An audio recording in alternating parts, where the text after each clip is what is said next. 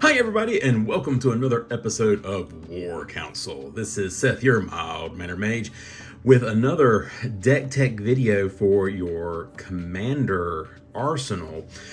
Today, we're going to be looking at a new deck that I have been playing around with some, and this is, I'm calling it my Jin Draws deck. So we're using the new Jin-Gitaxias from March of the Machine, and this is the alternate art print for that Jin. Jin is a legendary Phyrexian Praetor, 2 blue and 3.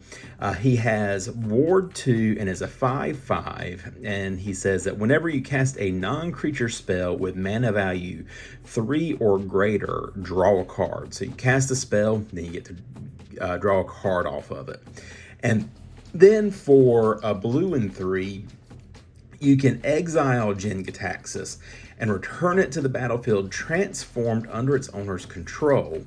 But you can only do this if you have a sorcery. You can only activate it as a sorcery and only if you have 7 or more cards in hand. So let's take a look at the flip side of Jin. And Jin, when you transform him, he turns into the Great Synthesis. So as this saga enters, and after your draw step, you add a lore counter to it. So chapter 1 is draw cards equal to the number of cards in your hand. You have no maximum hand size for as long as you control the Great Synthesis. So that means, you can only activate it when you have at least 7 cards in hand. So let's say you have just 7 in hand and you flip it. That means that you're going to draw cards and you're going to be starting off with 14 cards in hand. Chapter 2, return all non-Phyrexian creatures to their owner's hands. So this is a great way to protect yourself, protect your board. You're getting rid of anything that could potentially kill you. And then chapter 3, you may cast any number of spells from your hand without paying their mana costs. Exile the Great Synthesis and return it to the battlefield. So that means as you add that last lore counter to the Great Synthesis, you can only cast spells at that time. And then once it exiles, it comes back as Jin-Gitaxias. And then you could actually pay for, as long as you have the 7 cards in hand, and flip it again and start the process over again. So I've tried to make this, it's not super competitive. I mean, it's probably, I would say it's a solid 7 or 8. It's not my typical play style because as it is mono blue, and you're not going to be super creature heavy in mono blue. It's not particularly creature heavy. You're not attacking a whole lot. Your board, for the most part, is going to be just lands and maybe enchantments and artifacts. As I said at the top of this video, this is my Jin Draws deck. So it is all about the drawing of cards. And we'll get into, how we're going to draw those cards, how we're going to try to protect ourselves, and then what our win conditions are. So after this quick break, we will look at how we're going to go about winning the game.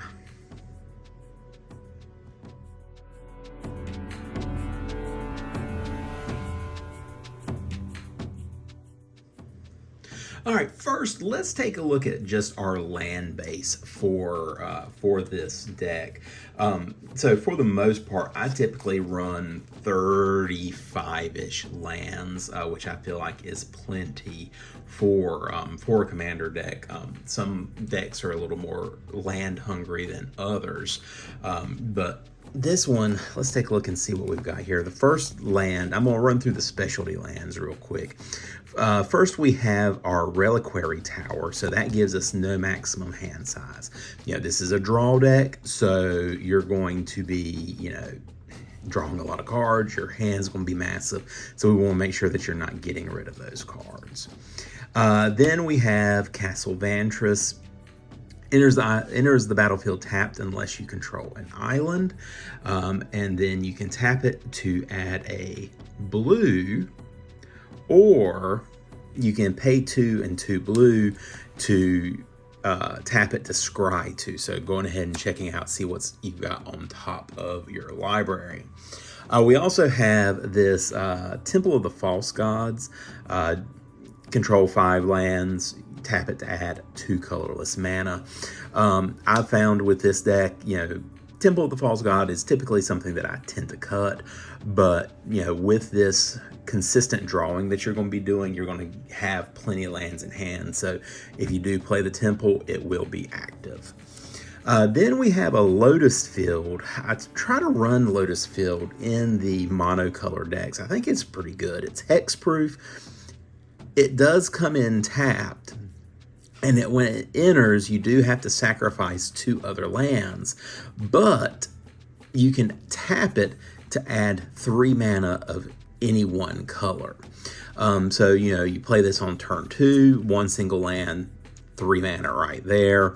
I mean, you can always float the 2 mana to pay for something else, or use the mana, play some spells, and then play the land, sack the 2 to the 2 islands. I also threw an Urza's Saga in here, which is an enchantment land. Chapter 1, it can tap to add a colorless mana.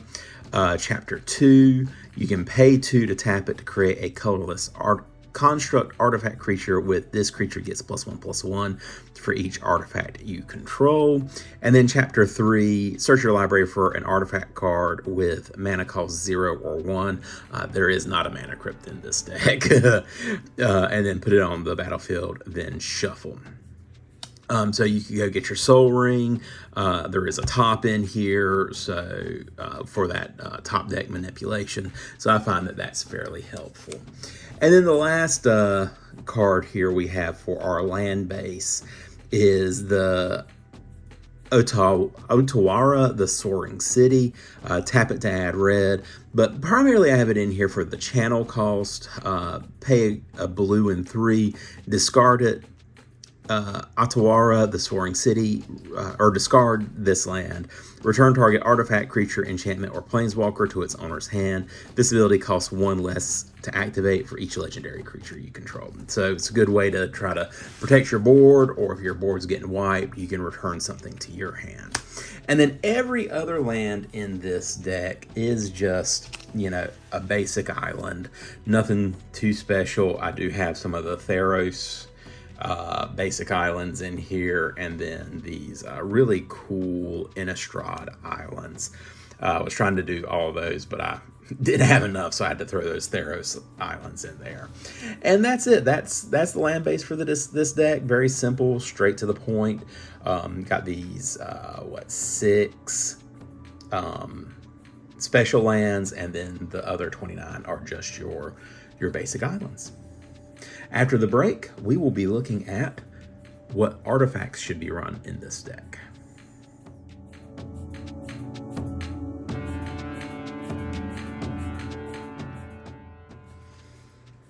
In this section of the video, we're going to be taking a look at the artifacts. Now, I really try to divide it out a little bit better than just, here's the lands, here's the artifacts. But really, I couldn't find a great way to divide these out without having a million subcategories. So this is it. This is just going to be your straight artifacts, and there's an interesting mix in here. So the first artifact that we're going to look at is the Reality Chip. This is a legendary artifact creature equipment jellyfish.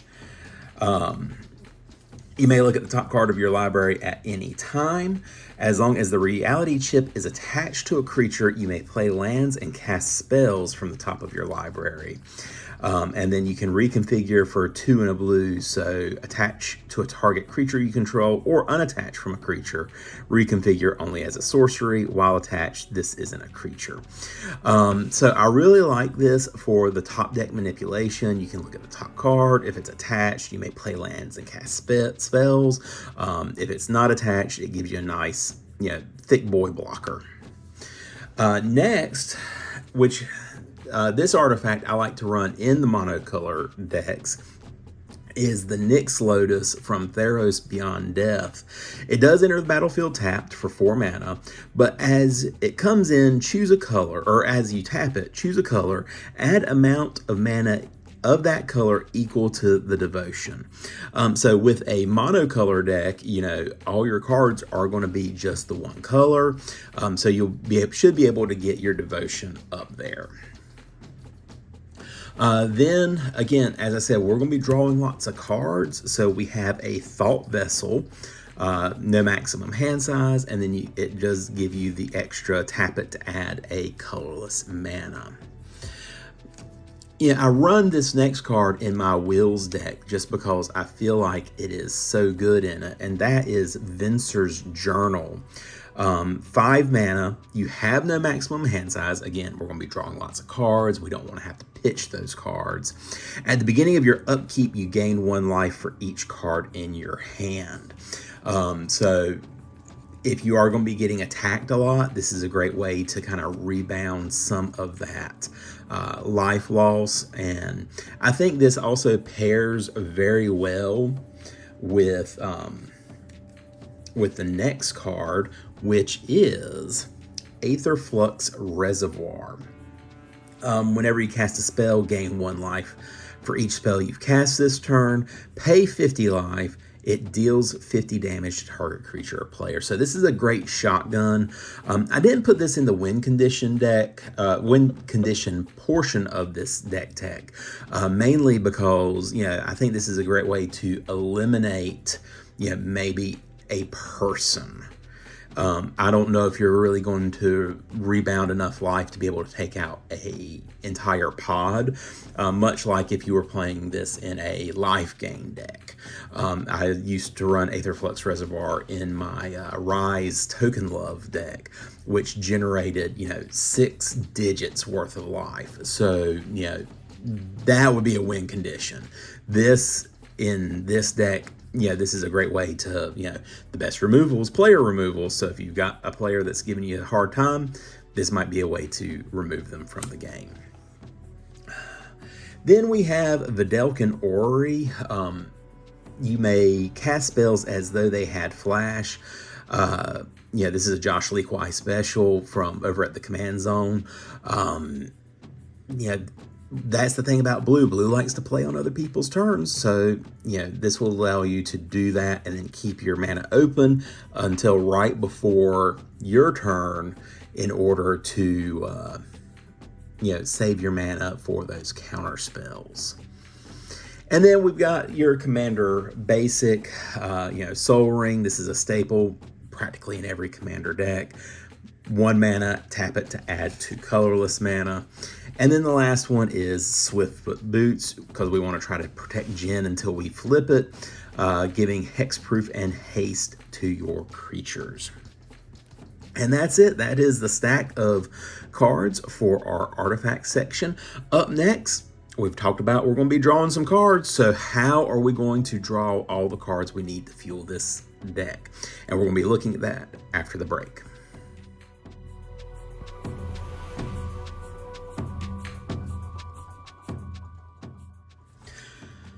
So how are we going to draw all the cards that we're going to need to make this deck function? So the next stack that we're going to be looking at is all of our card draw. So first up, we have from Dominaria United, Defiler of Dreams, 2 blue and 3 for Phyrexian Sphinx, flying 4/3. As an additional cost to cast blue permanent spells, you may pay 2 life. Those spells cost blue less to cast if you paid life this way. This effect reduces only the amount of blue mana you pay. Now, I'm not sure why they didn't just say you may use Phyrexian blue instead of just everything that they just did, but that's beside the point. But for drawing, whenever you cast a blue permanent spell, draw a card. So this is going to give you some great card draw, plus also reducing the cost of your blue permanent spells. Next, we have the classic Opt. Single blue, scry one, then draw a card. So you can look at the top, decide if you like it. If not, you can put it on the bottom of the library, draw a fresh card, or keep what you just looked at. So that is just, classic Commander staple right there. Then we have Ledger Shredder, which is from New Capenna. 1 and a blue for a Bird Advisor, flying 1/3. Whenever a player casts their second spell each turn, Ledger Shredder connives. And conniving is you draw a card, then discard a card. If you discard a non-land card, put a 1/1 counter on this creature. So not only does this draw you a card on the second spell for anybody, but if you discard a non-land card, he gets bigger, and he's a big boy flying bird. So you could really, like I said, this deck doesn't do a whole lot in terms of combat damage, but depending on how much second spelling everybody's going to be doing, you might could get in for a couple of good points of damage. If not, this does give you a nice beefy blocker. Then we have, this is a Consecrated Sphinx. 2 blue and 4 for 4/6, Phyrexian Sphinx. Whenever an opponent draws a card, you may draw 2 cards. And I believe that is the correct translation on this. Please correct me in the comments if I'm wrong. I do have a English one floating around somewhere. But this is a fun card because on a player's draw step, they draw a card, you draw 2. They draw any more cards during their turn, you get 2 draws per card drawn. And it's a May ability, so you don't have to draw. The funniest thing that's happened with this card is I had a Consecrated Sphinx out, and then somebody else put a Consecrated Sphinx out, and we were just bouncing off of each other. It was hilariously stupid. Next, we have Treasure Cruise, blue and 7 for sorcery. Delve. Each card you exile from your graveyard while casting the spell pays for 1. Draw 3 cards. So you can delve away 7. So 3 cards for 1 blue mana. And there's not I don't think there's a whole lot of recursion in this deck. So, it's easy just to toss those cards away. Next, we have Mulldrifter with the best art ever. This is a secret lair with extra life. So this is done by Alea, and she was 5.5 when she drew this Mulldrifter. So I think this is fantastic art. Mulldrifter is an elemental, blue and 4, flying. When Mulldrifter enters the battlefield, you may draw 2 cards, or you may cast it for its evoke cost, blue and 2, and I believe evoke, you sacrifice it after it enters the battlefield, but it does get you those two cards for the evoke cost.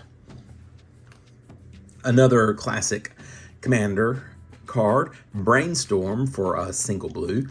Draw 3 cards, then put 2 cards from your hand on top of your library in any order. We also have Nazala, Primal Tide. 2 blue and 5 for a legendary Elder Dinosaur. Can't be countered, no max hand size. Whenever an opponent casts a non-creature spell, draw a card. And then you can discard 3 cards from your hand, exile Nazala, and then return it to the battlefield tapped under its owner's control at the beginning of the next end step. So board wipe, you exile 3 cards, and then that lets you protect him, and he comes back. We also have Vault Scour, single blue. Target player mills 2 cards, draw a card. There's an interesting mill sub-theme in this deck. There's a couple of funny mill cards. I didn't intend that to be like a way to eliminate player, but There are some funny mill cards in here, and I'll show them to you. And the way that they just play off of each other is pretty hilarious. I've eliminated more opponents with mill in this draw deck, so it's kind of funny. Then we have consider single blue. Look at the top card of your library. You may put that card in your graveyard if you, and then you may draw a card. So you can either keep it or you can put it on the put it into your graveyard. I also like this card from New Capenna, Even the Score, 3 blue and X, and then this spell costs 3 blue less to cast if an opponent has drawn 4 or more cards this turn, and it's draw X cards. So if you play this on an opponent's turn, and they've drawn 4 or more cards, then you just pay the X cost and fill up your hand. With the pods that I've played, it's easy to do this, and it's a great way to refill your hand before your turn. We also have Dig Through Time, 2 blue and 6. It does have Delve, so you can delve away 6 cards just to pay the 2 blue. Look at the top 7 cards of your library, put 2 of them into your hand and the rest on the bottom of your library in any order. Classic commander card here is Rhystic Study, especially if you get it out early enough. Whenever an opponent casts a spell, you may draw a card unless that player pays 1, so it taxes their spells, makes it harder for them to cast if they want to keep you from drawing a card, and you know, it's just kind of fun, and you know, you get the joy of asking, do you pay the 1? One of my, and I feel like this is an underplayed card, Ahammaret's Archive, 5 mana for a legendary artifact, and it's got 2 lines. If you would gain life, you gain twice that much instead. I used to run this in a life gain deck. Really fantastic. And then if you would draw a card, except for the first one you draw in each of your draw steps, draw 2 cards instead. So if you draw 1 card, you draw 2 cards. If you draw 2, you draw 4. If you draw 3, you draw 6. So on and so forth. So you're just doubling up your draws after your first initial draw of the turn, and during your draw step. So fun way to double up those card draws. This is another good way to double those card draws up, to Teferi's Ageless Insight. If you would draw a card, except the first one you draw in each of your draw steps, draw 2 instead. So then if you've got Ahammaret's Archive out, you're drawing 4 cards instead. So it's a lot of fun. Then we also have Serum Visions, paying a blue mana, draw a card, then scry 2. I felt like this art was appropriate since we have Jin-Gitaxias, and Jin is our commander. Another commander classic is Ponder. Look at the top 3 cards of your library, then put them back in any order. Then you may shuffle your library and then draw a card. And then another way to kind of help disrupt the game is Windfall. Blue and 2, each player discards their hand, then draws cards equal to the greatest number of cards a player has discarded this way. Yeah, you fill up your hand, cast a Windfall, and then they're pretty much having to discard their entire hand. And, well, they'll discard their hand, draw as many as what you had, but the fun of it, is if they don't have no max hand size, then they're going to be discarding a bunch at their end step. So that's kind of fun. I also have Hedron Archive in here. It is a mana rock, so you pay 4, tap it for 2, for 2 colorless mana, but you can also pay 2 to sack it to draw 2 cards, which I feel like is pretty helpful. Magic Mirror, 3 blue and 6 for a legendary artifact. It does cost 1 less for each instant and sorcery card in your graveyard. So you load up with a bunch of instants and sorceries, you could pay just 3 mana for this. Again, giving you no maximum hand size. And then at the beginning of your upkeep, put a knowledge counter on the magic mirror, then draw a card for each knowledge counter on magic mirror. So you could be drawing a ton of cards, especially if you have a Hallmark's Archive or Teferi's Ageless Inside Out. Sensei's Divining Top, 1 mana for an artifact. I'm surprised this isn't legendary, honestly. Pay 1, look at the top 3 cards of your library, then put them back in any order, doing that on your opponent's end step so you can kind of figure out what you're going to draw into.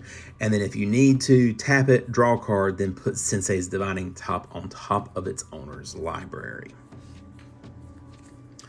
From the Guilds of Ravnica, I think, we have Chemister's Insight, which is a blue and 3 to draw 2 cards, and it does have Jumpstart, so you can cast this card from your graveyard by discarding a card and paying the 4 mana, but then it does exile, so you could get this at least casting twice off of this. So it's a flashback of sorts. We also have the Bag of Holding. Whenever you discard a card, exile that card from your graveyard. Pay 2 to tap it, draw a card, then discard a card. So that discarded card will go into exile. 4 to tap it, sack the bag, return all cards exiled with Bag of Holding to their owner's hands. So great way to kind of filter through your library and get what you need. Then we have Jace's Archivist, 2 blue and 1 for a Videlkin Wizard. It's a 2/2. Pay a blue and tap it so each player discards his or her hand, then draws cards equal to the greatest number of cards a player has discarded this way. So it's basically a windfall on a stick. So great way to kind of keep cycling your hands over and over again, trying to get to those win conditions. Mind Stone, 2 mana for a mana rock. Tap it to add a colorless mana, and then pay 1 to sack it to draw a card. Our last creature in this section is the Cavalier of Gales, 3 blue and 2 for a flying elemental knight. It's a 5/5. When it enters the battlefield, draw 3, then put 2 cards from your hand on top of your library in any order, and then when it dies, shuffle it into your library and scrying 2. And then lastly, this is kind of a funky little artifact that I found that I've been using from Brothers War, and that's the Temporal Anchor. It's 3 blue and 3 for a legendary artifact. At the beginning of your upkeep, scry 2. Whenever you choose to put 1 or more cards on the bottom of your library while scrying, exile that many cards from the bottom of your library. So as I understand it, you scry 2. If you choose to bottom them, you exile them. And then during your turn, you may play cards exiled with the Temporal Anchor. So to me, this runs as a second hand for you. And if I'm playing this wrong, please let me know in the comments. So what I typically do is I scry and I just go ahead and exile them. I'm going to bottom them, put them into exile under the Temporal Anchor, and then draw the next card. And then I keep doing that over and over again. And then that gives me a second hand to play from during my turn. So I find that helpful so that I have more cards that I have resources for that I can do all the things that I need to. So I think it's kind of an interesting card. And again, if I'm playing this wrong, please let me know in the comments. And that is how we're going to be drawing cards for this deck. Lots of card draw options here. So it's kind of fun. In our next section, we're going to look at we're drawing cards. We may not have a big board state, so how are we going to protect ourselves? So we'll check that out after the break.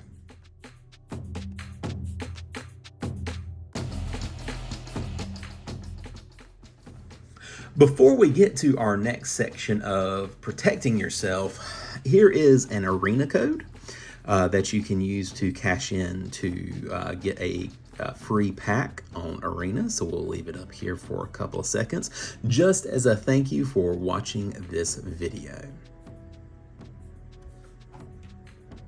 And then after this next quick break, we'll get on with the deck tech.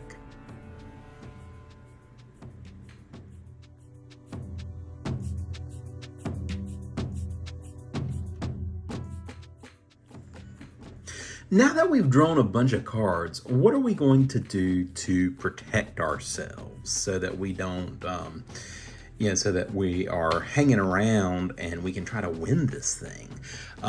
So speaking of drawing cards, I first want to bring up this Teferi Temporal Pilgrim, which I feel like, since we just talked about a bunch of card draw, is exceptionally relevant. 2 blue and 3 for a Teferi Planeswalker comes in with 4 loyalty. Whenever you draw a card, put a loyalty counter on Teferi Temporal Pilgrim. Now, I want you to say that in your head one more time. Whenever you draw a card, put a loyalty counter on Teferi Temporal Pilgrim. Think about all the cards you're drawing. I mean, we went through and we talked about this stack right here of card draw spells. We're going to be putting a crap ton of counters on Teferi. His 0 is draw a card. Great. So that gives us, basically we draw a card and then he gets a counter. Neg 2, create a 2/2 blue spirit creature token with vigilance, and whenever you draw a card, put a 1/1 counter on this creature. Now that's kind of interesting too, because that's going to get kind of big kind of quick. But check out this -12, his ultimate. Target opponent chooses a permanent they control and returns it to its owner's hands. Then they shuffle each non-land permanent they control into its owner's library. So you're basically going to do a targeted surgical strike on any opponent that you want. And you're going to draw enough cards that you're probably going to be able to do it on each of your turns. So that I feel like this is just a phenomenal Planeswalker. Great way to protect yourself, especially with all the cards that you're going to be drawing in this game. Next, we have Pact of Negation, 0 cost, counter target spell. In the beginning of your next upkeep, you have to pay 2 blue and 3. If you don't, you lose the game. Now, the funniest thing that I've ever seen with this is somebody like turn 1 or turn 2 soul ringed, and another player was like, Pact of Negation, but you don't have the mana to pay for it. I don't care. I'll lose the game to keep him from having that soul ring. It was hilarious. I don't recommend that, but it is kind of funny. Another interesting card that I put in here from the Battle of Baldur's Gate is Gale's Redirection, 2 blue and 3. Exile target spell, then roll a d20 and add that spell's mana value. If the result is a 1 through 14, you may cast the exiled card for as long as it remains exiled, and you may spend mana as though it were mana of any color to cast that spell. And then if it ends up being 15 plus, you may cast the exile card without paying its mana cost for as long as it remains exiled. So I think it's kind of fun. You basically take control of the spell and you can determine when to play it, when you want to play it. I've had some fun with that card, so hopefully y'all haven't had a chance to play it. It's kind of interesting. From M21, we have Sublime Epiphany, which I think is kind of a neat countery spell. 2 blue and 4, so it is expensive for this, but choose 1 or more. So I try to choose all the effects that I can. Number 1, counter target spell. Number 2, counter target activated or triggered ability. Number 3, return target non-land permanent to its owner's hand. Number 4, create a token that's a copy of target creature you control. And number 5, target player draws a card. I mean, that does a little bit of everything. I really like the art on this too. I think it's gorgeous. But yeah, that's a lot of effects that you can get for 6 mana. So I do think it is worth it as a counter protection type spell.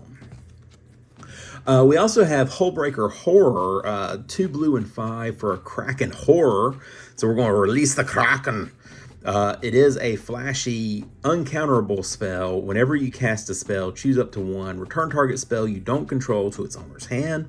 Return target non-land permanent to its owner's hand. So if you've got a bunch of instants, or even on your turn, or if you've got the Vidalcan Orrery out, when you start casting spells, you're basically returning the spell to the owner's hand, and then you can also start bouncing shit as well. So lots of good things that you can do with the Hullbreaker Horde. From New Capenna, we've got an offer you can't refuse.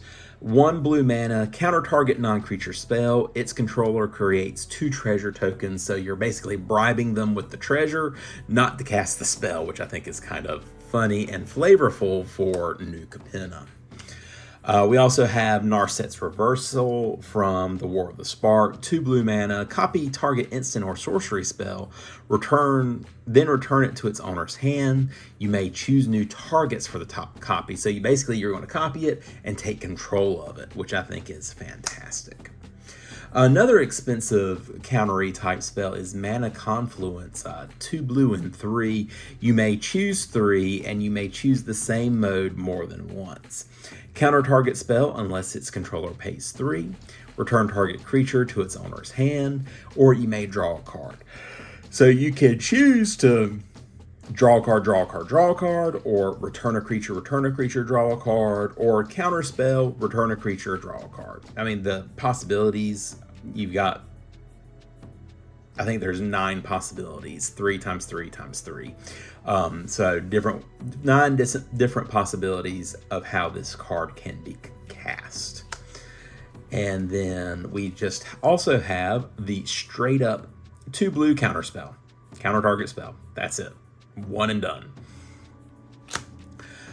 We also have in here Mana Drain, 2 blue, counter target spell. At the beginning of your next main phase, add an amount of colorless mana equal to that spell's converted mana cost.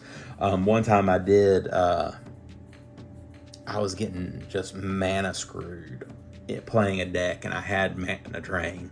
So I cast Mana Drain, got like 5 or 6 mana, and was able to get like an Avenger of Zendikar out and create some blockers. But good way to fuel your next turn while also disrupting your opponents.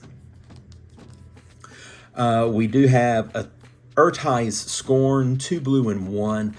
This spell costs a blue less to cast if an opponent casts 2 or more spells this turn. So if they start trying to go off, this will cost only a blue and 1, and then you get just a counter target spell. And then we have Force of Negation, 2 blue and 1. If it's not your turn, you may exile a blue card from your hand rather than pay this spell's mana cost.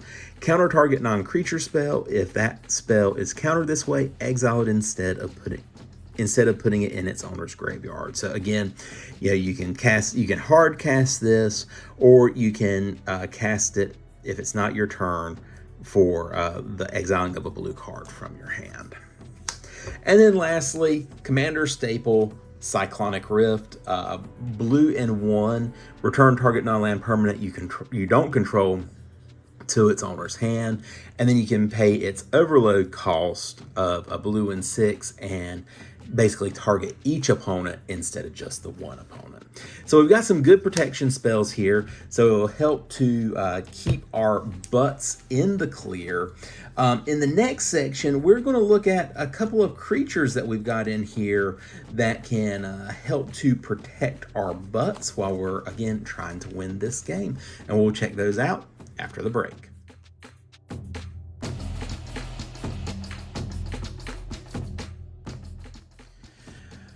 All right, so let's check out how we're going to try to cover our butts while trying to win the game, because like I said, there's not a whole lot of creatures in here, so tried to make it so that the creatures that I did have were very worthwhile. So the first two, we're going to look at them at the same time because they're essentially the same thing, and that's Peregrine Drake and Cloud of Fairies. One is a 5 mana blue and 4 Drake for a 2/3, and then the other one is a blue and 1 for a 1/1.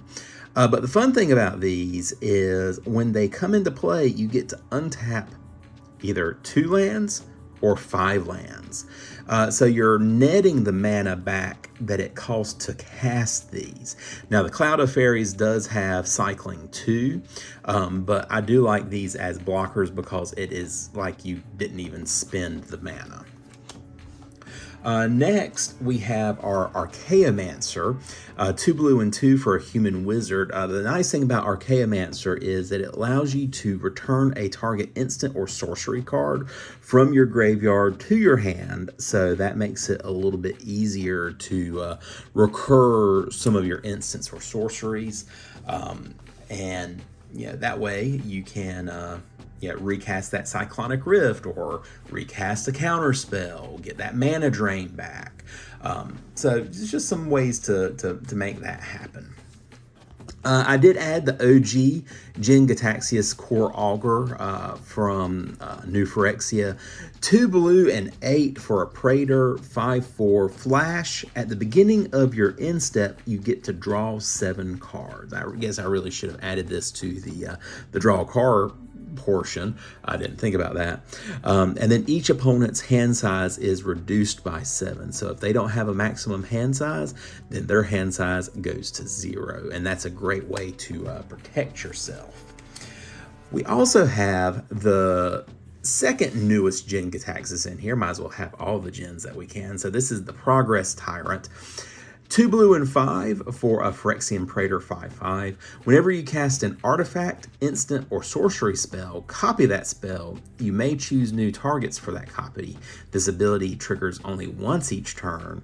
And then whenever an opponent casts an artifact, instant, or sorcery spell, counter that spell, and it only triggers once each turn. So it really makes your opponents think about how they're going to cast their spells. What do they want to sacrifice in terms of an artifact, instant, or sorcery to get countered to cast the thing that they really want countered? And then do they have the mana to do it? Or does that also prevent them from casting a third spell? So I really like that. The next 2 cards, again, have very similar abilities, so let's look at them together. And that's Chasm Skulker and Toothy the Imaginary Friend. Chasm Skulker, whenever you draw a card, put a 1/1 counter on Chasm Skulker. When Chasm Skulker dies, create X 1/1 blue squid creature tokens with Island Walk, where X is the number of 1/1 counters on Chasm Skulker. So that is a fantastic benefit. You get a big beefy boy with all the draw that we're going to do, and then if he gets killed, then you get a bunch of little 1/1s, which is almost worse, having a flood of 1/1s rather than just one beefy swinger. And then Toothy, he does partner with Pier, Imaginative Rascal. Pier is not relevant to this deck as he is a green card. But whenever you draw a card, put a 1/1 counter on Toothy Imaginary Friend, and then when he dies, you get to draw a card for each 1/1 counter on him. So that kind of helps to fuel into some win cons, which we'll talk about in the next block. So he gets big, and then if he dies, you get to draw a bunch of cards. Very similarly, we also have Ominous Seas in here. Now, I know that I said we were going to be talking about creatures, but I feel like it's relevant in this section as it is an enchantment. When you draw a card, put a foreshadow counter on Ominous Seas. And then you can remove 8 foreshadow counters to create an 8/8 blue Kraken creature token, so you can release the Kraken. It does have cycling too, so you can discard it to draw a card. But this is with the amount of card draw that you're going to have, you're going to be making a lot of Krakens to help cover your butt. And then lastly, just because I think it was on flavor, we also have Blightsteel Colossus, the big 12 mana 11/11 Phyrexian Golem. Trample, Infect, Indestructible. If it would be put into a graveyard from anywhere, reveal it and shuffle it into its owner's library instead. So this is a great way to try to end the game as well. Targeted flavor removal is the best removal. So I just thought that was kind of a fun, flavorful ad right there. All right, so we're going to draw cards. We're protecting ourselves. We've got our backup in these creatures.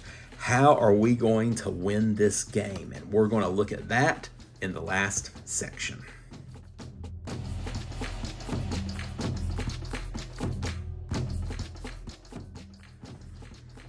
All right, so we have drawn our cards, we've protected our board, and we've put out some blockers to keep us from trying to lose. Now, how are we going to wrap this game up and get the W? So this next section is all about trying to win this game.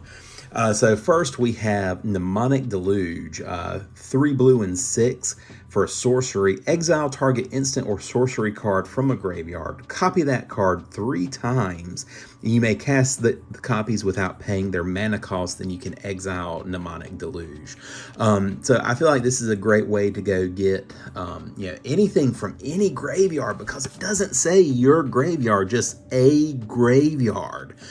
So somebody's got some big powerful instant or sorceries in their graveyard. You can go grab that. You can grab, I don't know, I mean, some big draw spells from this deck to kind of try to draw yourself out. Grabbing cards from your opponents. Maybe they whoopsed and had to mill a card that they needed to combo out with, but it will destroy the board. Or you're going to grab a board wipe or something. So this is a good way to try to, build your board state up, or, take care of your opponents so that they can't do really a whole lot. I do have 2 cards here. They do essentially the same thing. So I was talking about earlier milling opponents out, and these 2 cards here, Teferi's Tutelage. When Teferi's Tutelage enters the battlefield, draw a card, then discard a card. When you draw a card, target opponent mills 2 cards. That is just hilarious. And the amount of card draw that you're going to be doing in here, you could probably eliminate a player in a turn or 2. And then Sphinx's Tutelage, a blue and 2. Whenever you draw a card, target opponent puts the top 2 cards of his or her library into his or her graveyard. So they're going to mill 2. If they're both non-land cards that share a color, repeat this process. And then you can pay blue and 5 to draw a card and discard a card. But, with the amount of draw in this deck, you don't need that. And again, if you got both of these out, you could probably eliminate a player. I do have also 2 ways of taking extra turns in this deck. I didn't want to be too, obnoxious with the extra turns. So the first, we have Beacons of Tomorrow. 2 blue and 6, take an extra turn, shuffle it back into your library so you can go get it again and again. And then this is, I think, is just kind of a fun card. Lighthouse Chronologist. 1 blue and 1 for a human wizard. 1/3. Level up of a blue. Put a level counter on this. Level up only as a sorcery. So it starts at level 0. So if you level up to level 4 to 6, it becomes a 2/4. But then if you get it above 7, it's a 3/5 with, at the beginning of each end step, if it's not your turn, take an extra turn after this one. So that would be your end step goes to your next opponent. Their end step, it comes back to you for another turn. Then it goes to the 3rd player in the pod. Their end step back to you. 4th player in the pod. Their end step back to you. Then it's your turn, and then so on and so forth. So it's giving you 3 extra turns in a round, so you can really get a lot of things done. 2 other very similar cards we have is Omniscience and One with the Multiverse. Omniscience is, it's a fantastic card. 3 blue and 7. It is expensive, but you may cast spells from your hand without paying their mana cost. So you just keep dumping things. So once you get this out, you should be winning in the next turn. If you're not winning, something is wrong. And then the next one with the Multiverse from the Brothers War, 2 blue and 6. You may look at the top card of your library at any time, and then you may play lands and cast spells from the top of your library. And once during each of your turns, you may cast a spell from your hand or the top of your library without paying its mana cost. So you get the freebie, and then you're casting off the top of your library. And if you can't cast because it's a second land, then you play a draw spell, and then keep going from there. And then lastly, the purpose of this deck is to try to draw yourself out. So I've got 3 ways to win via decking yourself. The first is Thassa's Oracle from Theros Beyond Death. When it enters the battlefield, look at the top X cards of your library, where X is your devotion to blue. Put one on top of your library and the rest on the bottom of your library in a random order. If X is greater than or equal to the number of cards in your library, you win the game. Flash in some card draw before that triggers, and then there it is, you've won the game. Then we have Jace, Wielder of Mysteries, or as I like to call him, Jace the Lab Man. If you would draw a card while your library has no cards in it, you win the game instead. 3 blue and 1 for a 4 loyalty Planeswalker. +1, target player puts the top 2 cards of their library into their graveyard, draw a card, and then -8, draw 7 cards, and then if your library has no cards in it, you win the game. So there's 2 win the game effects on him. But again, just that status effect is going to do it for you. And then lastly, the OG Laboratory Maniac. If you would draw a card while your library has no cards in it, you win the game. And there it is. That's how we're going to wrap this game up. And that is the entire deck. I appreciate all of y'all for watching this deck. And as a token of my appreciation, here is another arena code. So you can snag this and get some cards for your arena accounts. So I'll leave this up here for another couple of seconds. I know their pause is a thing, but still. All right, well, I appreciate y'all watching and hearing about my Jin Draws deck. Let me know in the comments below what you think. Do you like the deck? Is there any improvements that I could make to it? Did I describe the temporal anchor wrong? Let me know. Hope y'all are enjoying the channel. Give me a like, give me a subscribe, give me a follow, do all the things that will affect the algorithm and get my videos out there more. Feel free to check out my link tree in the description below, and follow me on Instagram and on Facebook. In the meantime, this is Seth, your Mild Mannered Mage, wishing you all a fantastic evening. Good night.